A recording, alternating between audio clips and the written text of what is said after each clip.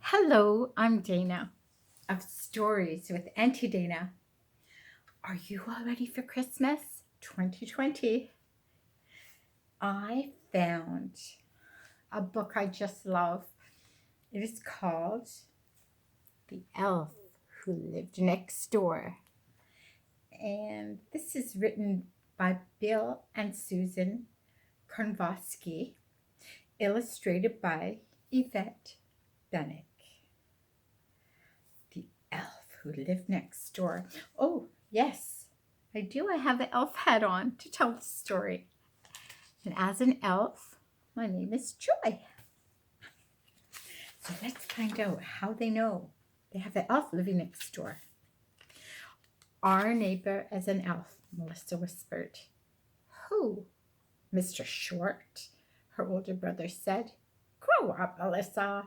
He's just a friendly old man who used to run a toy company. A toy company.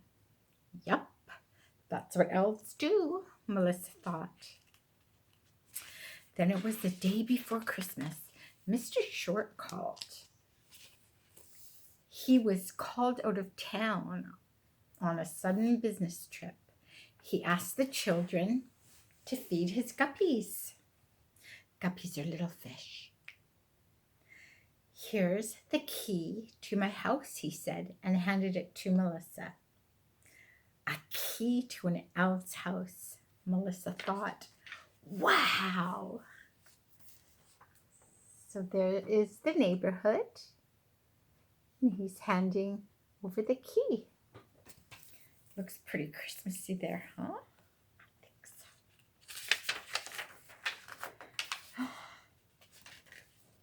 We're only here to feed the guppies, her brother reminded her.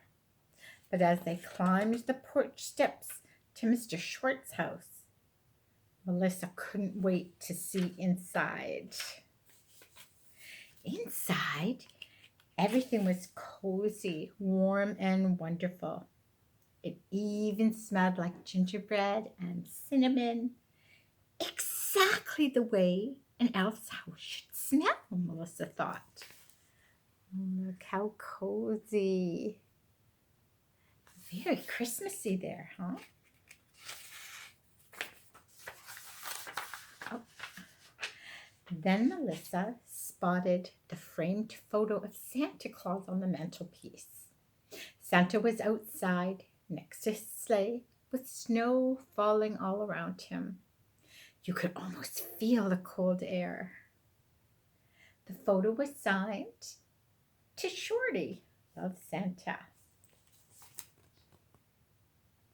That's what she's looking at. Melissa stood on her tiptoes and stared at the picture. Then she slowly backed away and bumped right into a rocking chair. That's when she noticed the red velvet slippers with pointy toes that curled up at the end, with two little silver bells on each tip. They look like Santa elf slippers, Melissa said out loud.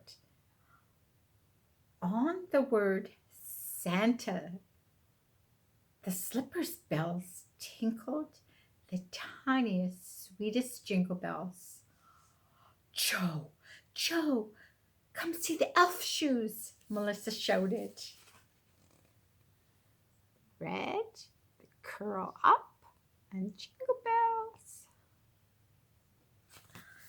I would imagine that's what elf shoes look like too. How fun. Okay, Joe looked at the shoes. He watched while Melissa said, Santa. And the slippers tinkled jingle bells. They're magic, right? Melissa said. Joe shook his head. Nah, they're just another voice-activated music box gizmo, he said. Brothers, don't spoil her fun. She's so happy.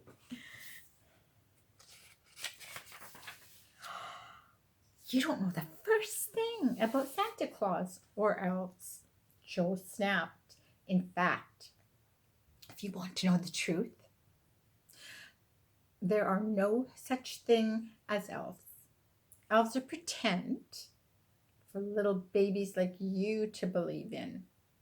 And if you want to know the truth, I don't believe in Santa Claus at all, Joe shouted. Because Joe kept talking. If there was such a thing as Santa, he would have known about the new official basketball I wanted and didn't get it. Melissa couldn't believe what her brother was saying. But you got new sneakers and all those toys and games. Those were from Mom and Dad, Melissa. Melissa started to cry. Put Mr. Short's slippers back where you found them, Joe said, and don't talk to me about elves anymore. He was angry. Come on, he said, let's go. She's like, what? Yeah, why do you have to be so angry? Melissa put the slippers back near the chair. That's when she noticed a tiny purple silk bag with the words magic beads embroidered in gold thread. Melissa opened the bag just to peek in. The magic beads were all different colors. She grabbed a handful of beads and suddenly heard a sudden whoosh. There. Magic beads inside the purple bag. What is going to be the whoosh sound? What was happening? Was she rising up into the air? Yes, Melissa was floating an inch above the floor. Okay, that's some kind of magic, all right. Joe, Joe, she screamed. By the time Joe ran back into the room, the beads had disappeared, and Melissa just stood there, holding the little purple bag, with no proof that Mr. Short was an elf. Suddenly, both children heard a loud thud on the roof. They ran to the window and tried to open it, but it was shut tight.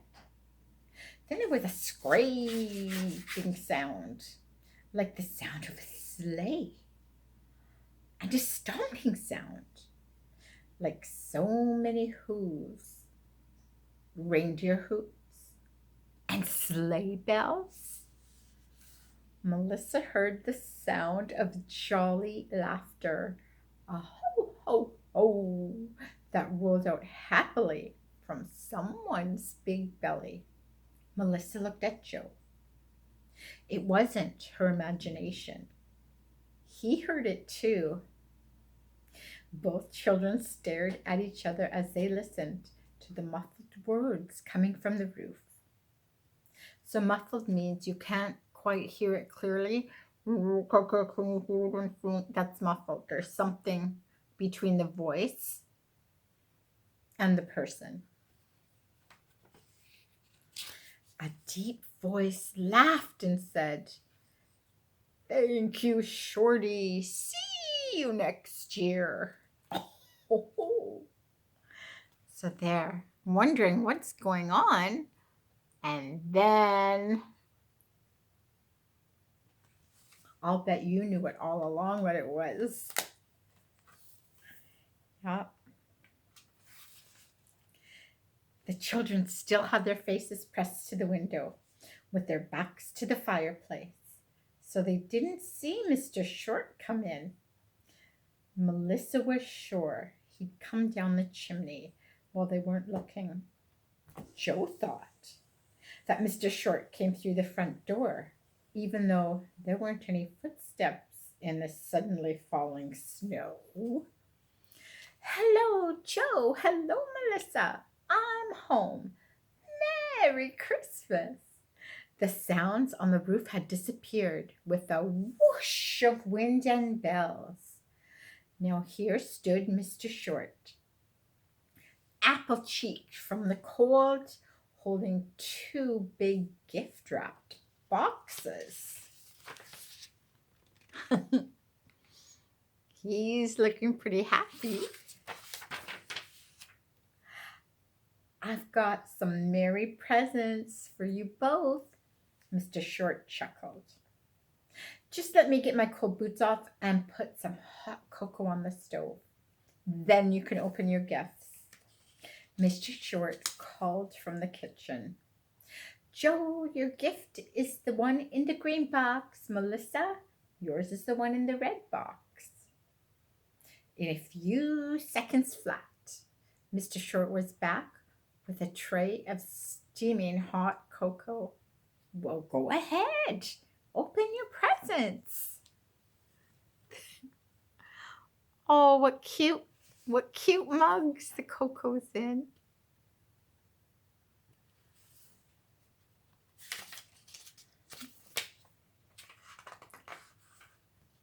Melissa wanted to open her gift carefully. The wrapping paper was so beautiful, but she had to see what was inside. And the only way to do that was to rip the paper and open the box, and oh, it was the ice skate she had dreamed about. Look, Joe, she said. But Joe was staring at his own gift. There, nestled in tissue paper, inside the big square box was an official regulation professional basketball.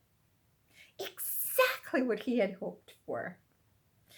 It's exactly what we wanted, Mr. Short, said the children. I know, Mr. Short winked.